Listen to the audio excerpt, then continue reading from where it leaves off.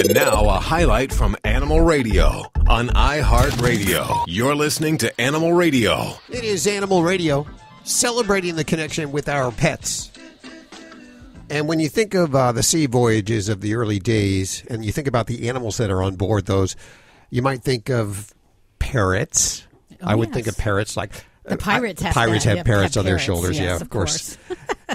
Rats. Dogs. Well, Sure. Lots of varmints. I know that because they were moving grains. That there was always rats and such. But wasn't that why they took cats on board? That's what I'm just learning right now. Apparently, cats were big seafarers too, or seafarers, I should say. And we have Philippa Sandall joining us. She is the author of Seafarers: The Ship's Cats Who Lapped and Mapped the World.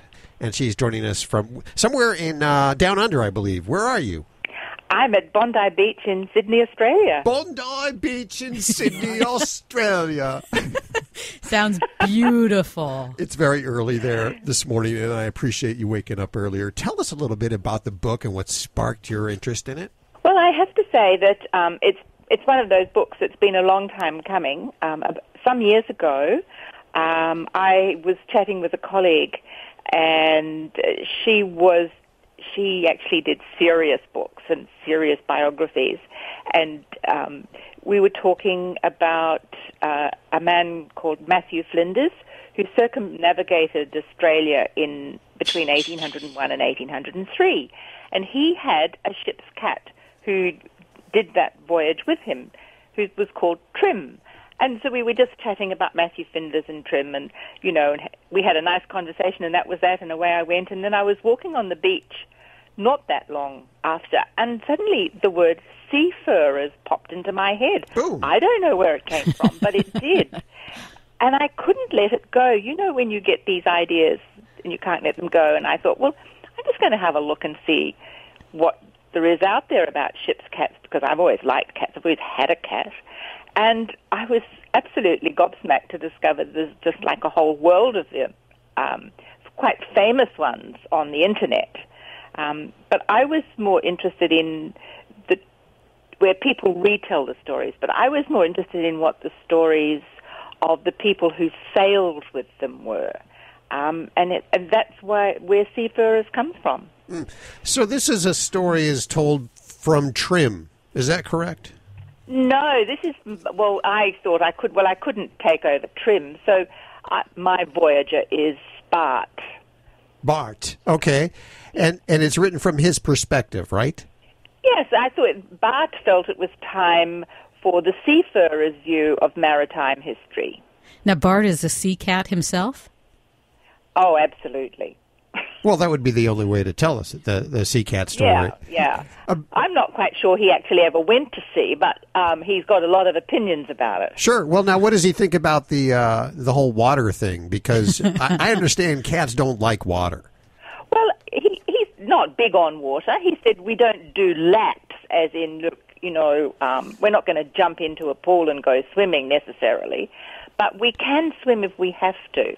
And that is really one of the most fascinating things that comes out of the book and the research is the number of times cats, shall we say, took a dive unexpectedly into the deep blue sea, and they stopped the ships. Wow. And rowed to the rescue, or they dived in and rescued them. Well, of course. I just think that they wouldn't necessarily do that for a sailor, but they did for the ship's cat. And was it because they were good ratters or good mousers?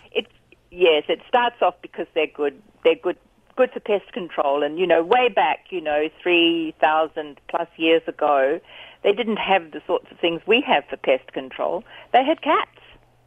What else would they do on the ship? Did they provide any other services? Oh, a lot of comfort. Mm-hmm. A lot of comfort.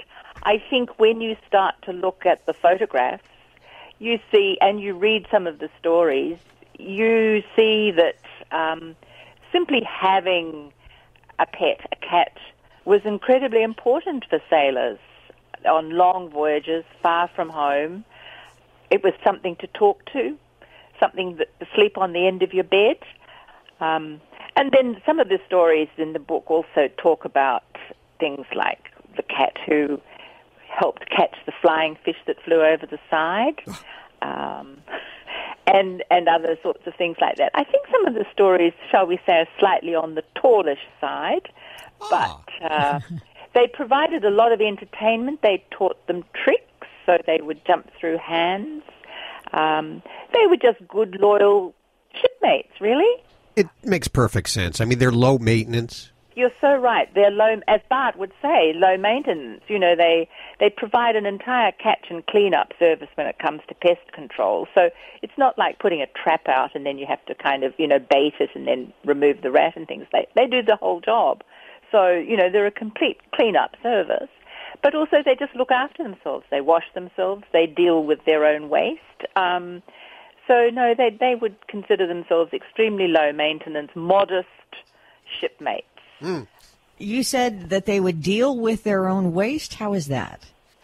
Well, I'm not quite sure, but there was a huge amount, when you start reading about dogs at sea, there was a huge amount of deck washing that had to take place. That's deck washing. Washing the decks down, yes. Washing the decks down for you-know-what. And with cats, you never read about this, so they obviously managed to find some place to bury their waste and deal with it. It's a great book. I have 10 copies to give away right now. It's called Seafarers, The Ship's Cats Who Lapped and Mapped the World, an Incidental History.